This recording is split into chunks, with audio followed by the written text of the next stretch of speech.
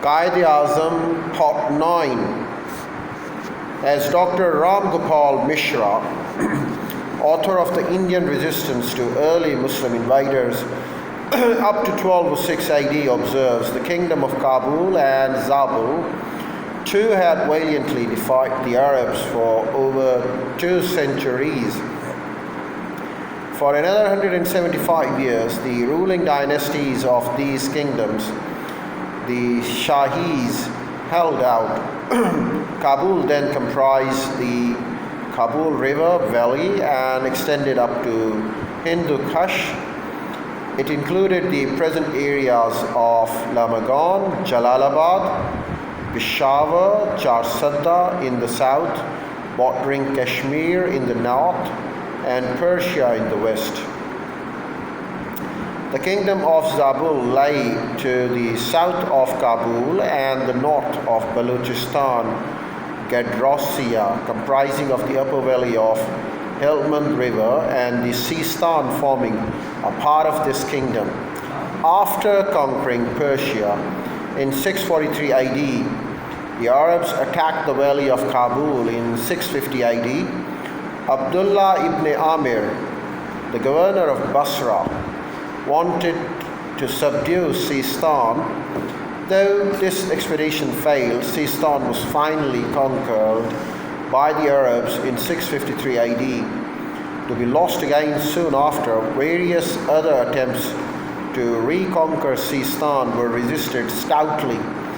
They had resisted, making the kings of Kabul and Zabul part of them then prevailing Arab folklore.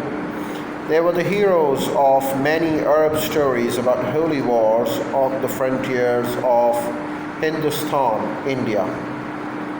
Well, I would love to share another footnote for you, and this is another footnote by Jaswant Singh.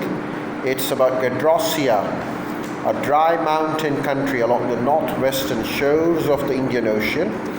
It was first occupied in Bronze Age by the people who settled in the few oases in the region.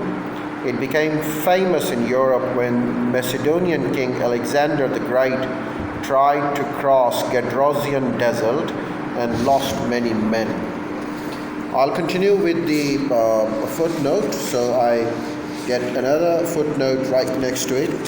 As we've been talking about Gadrosia, we naturally talk about Rajasthan. So then there is, in fact, when we talk about the Great Indian Desert, we talk about Cholistan, we talk about Tharparkar. They are in fact the combined 3 deserts which do contribute to the deserts of South Asia. I'll tell you more about in my remaining part of the account. So now it's Raja Tara Angani. If I've not pronounced it right, I beg my pardon for the same. Raja Tara Angani is a study of the treatment of the gender and a 12th century chronicle of the Kashmiris by the poet Kalhana. So we've been talking about the holy wars on the frontiers of Hind, and now we move on to the Kalhana, who is the author of the epic poem of Raja Tarangini. Raja Tarangini is an epic, of course a literary manuscript. In this literary manuscript, they talk about the treatment of the gender and of course the Indian attitude towards it. Kalhana, the author of the epic poem of Raja Tarangini, has numerous verses in praise of these Hindu Shahi. Gradually, however, they were pushed towards Punjab, where finally in 1026 AD, their long struggle against an ascendant Islam ended. Writing some 130 years after the demise of these kingdoms, Kalhana plaintively observed that very name of Shahis seemed to have vanished from the region. For people were wont to ask whether with its kings, ministers and its courts it ever was or was not.